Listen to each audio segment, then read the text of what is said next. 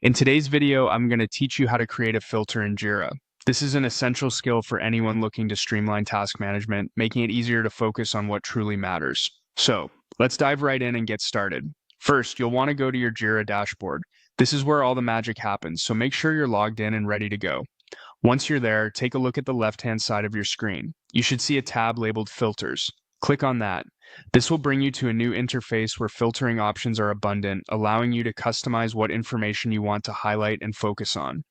Clicking on filters opens up a myriad of possibilities tailored to your specific workflow. Next, you'll need to click on Search Work Items.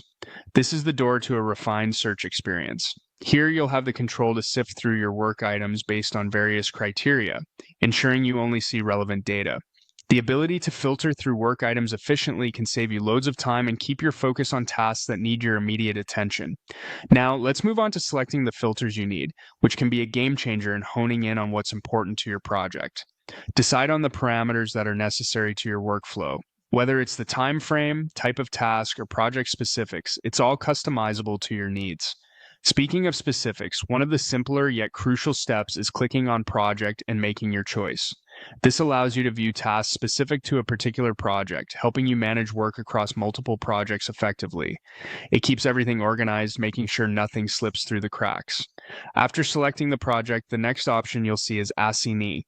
Click here and choose the appropriate person or team. This is useful when you're managing a team and want to keep track of assignments or when you're focused on tasks assigned to you. Next in line is Type.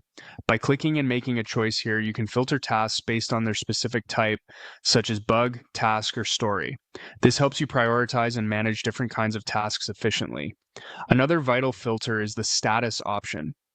Click on this and make your selection. Whether you want to see tasks that are in progress, completed, or pending, adjusting this filter allows you to keep tabs on the life cycle of each task. Finally, don't forget to click on More Filters. Here you'll find additional options that can further refine your search results, giving you ultimate control over what you see. Once you've set all your desired filters, the last step is to click on Save Filter. This enables you to save your configuration for future use, ensuring you can quickly access your customized view whenever needed. And there you have it. By following these steps, you can create a personalized filter in Jira, optimizing your project management and enhancing your productivity. Thanks for watching, and happy filtering.